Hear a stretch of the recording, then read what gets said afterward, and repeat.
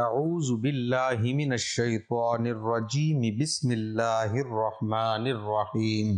یہ ربیع الثانی کا مہینہ ہے، 10 ربیع الثانی ہے، تو اس حوالے سے آج آپ کے سامنے ایک وظیفہ لے کر حاضر ہوا ہوں۔ اگر آپ اس وظیفے کو سچے دل کے ساتھ اللہ کو حاضر ناظر سمجھ کر اور باوضو ہو کر 5 نمازوں کے درمیان یعنی عصر کی نماز کے بعد 3 بار اول و آخر درود شریف پڑھنے کے بعد اللہ کی یہ صفاتی نام اگر آپ نے اس وظیفے کے اندر جو کہ میں آپ کو بتانے والا ہوں، اگر آپ نے یہ وظیفہ کر لیا تو سمجھ لو کہ دنیا کے اندر اللہ نے آپ کے لیے رزق کے دروازے بالکل کھول دیے اور ہر خواہش اللہ رب العزت آپ کی پوری فرمائیں گے۔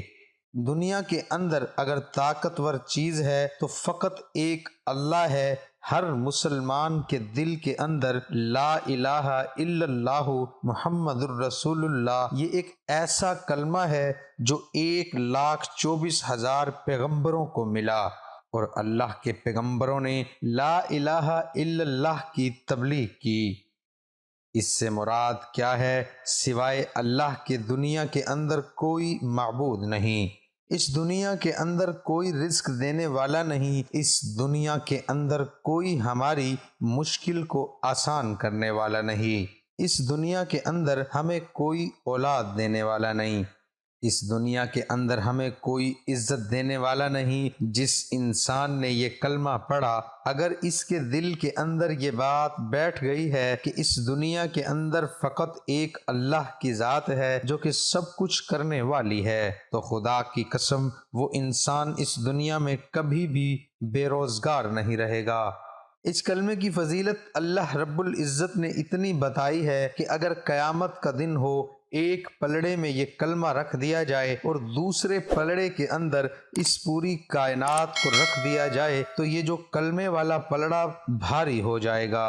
یہ اہمیت ہے اس کلمے کی، کیونکہ ہمارے ملک میں افراتفری پھیلی ہوئی ہے، کیونکہ ہمارے ملک کا عدل کا جو نظام ہے وہ درہم برہم ہے۔ ہر انسان اپنی مرضی سے زندگی گزار رہا ہے، اللہ کی مرضی کے ساتھ زندگی نہیں گزار رہا، اللہ کی مرضی کے ساتھ اپنی زندگی کو نہیں چلا رہا۔ وجہ یہ ہے کہ ہمارے دلوں سے لا الہ الا اللہ محمد الرسول اللہ نکل چکا ہے۔ خدا کی قسم یہ ویرانگیاں خوشحالیوں میں بدل جائیں گی، صرف یہ ہے کہ ہمارا دل نہیں مانتا، بس ہم زبان سے ضرور کہتے ہیں لا الہ الا اللہ محمد الرسول اللہ۔ کچھ تو ایسے گھر ہیں کہ جدھر پڑھتے بھی نہیں ہیں۔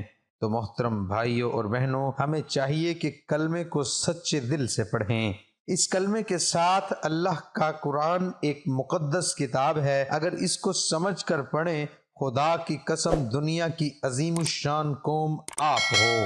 قرآن کیا کہہ رہا ہے، سورۃ یاسین کیا کہہ رہی ہے، سورہ فاتحہ کیا کہہ رہی ہے، سورہ رحمان کیا کہہ رہی ہے، سورہ والتین کیا کہہ رہی ہے، سورۃ النساء کیا کہہ رہی ہے، سورۃ بنی اسرائیل کیا کہہ رہی ہے۔ سوچو تو صحیح، بس ہم نے رٹا لگایا ہوا ہے، بس پڑھ رہے ہیں، لیکن سمجھ کچھ بھی نہیں آتا کہ قرآن کیا کہہ رہا ہے۔ جب تک آپ کو پتہ نہیں لگے گا تو آپ کی زندگی کیسے بدلے گی، آپ کا گھر کیسے تبدیل ہوگا، آپ بیٹی کو کیسے سمجھائیں گے کہ پردہ کیسے کرو، اپنے والدین کا کیسے احترام کرو گے۔ اس قرآن کے اندر تو لکھا ہوا ہے کہ اپنے والدین کے سامنے اف تک نہیں کر سکتے۔ اگر قرآن کو سمجھتے ہو تو پھر عمل کرو اور بے حیائی کو ختم کرو۔ اگر قرآن کو سمجھتے ہو تو پھر بڑوں کا ادب ہوتا، اگر قرآن کو سمجھتے ہو تو بچوں کے ساتھ شفقت ہوتی، قرآن کو سمجھتے ہو تو یتیموں کا حق نہ مارتے، اگر قرآن کو سمجھتے تو سرعام شراب نہ پیتے۔ یہ صرف اسی لیے ہے کہ ایک ناسمجھی ہے، پتہ ہی نہیں کہ قرآن کیا ہے۔ قرآن مجید کو سیکھو، لا الہ الا اللہ محمد الرسول اللہ کو سمجھو، اللہ کا کیا حکم ہے، تو یہ بہت بڑی تفصیل کے ساتھ بات ہو سکتی ہے، لیکن ہم اپنے اصل موقف کی طرف چلتے ہیں۔ آپ نے اس مہینے کے اندر 10 ربیع الثانی ہے، 5 نمازیں ہیں، دو پہلی والی اور دو آخر والی، یہ چھوڑ کر عصر کی نماز پڑھ لیں۔ تو اس کے بعد اول و آخر 3 بار درود شریف پڑھنا ہے۔ 3 بار درود شریف پڑھنے کے بعد آپ نے اللہ کا صفاتی نام یا رحمان، یا رحیم، یا کریم، یہ 3 صفاتی نام یا رحمان، یا رحیم، یا کریم، یہ 100 مرتبہ ایک تسبیح آپ نے پڑھنی ہے۔ تو ایک ہفتے کے اندر آپ کے گھر میں جتنے پیسے کی کمی ہے، اللہ رب العزت آپ کے لیے رزق کے دروازے کھول دیں گے۔ یہ اللہ کا بہت بڑا نام ہے، صرف یہ ہے کہ ہم نے سمجھا نہیں۔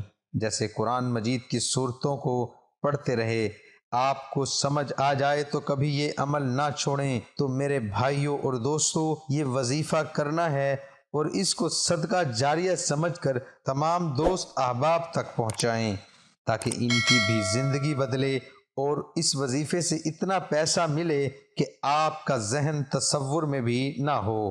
اللہ پاک آپ کو مالا مال کر دیں گے، نہ کوئی سونے کی کمی رہے گی، نہ کوئی پیسے کی کمی رہے گی، نہ کوئی گھر کی کمی رہے گی، نہ کوئی بیماری گھر کے اندر آئے گی۔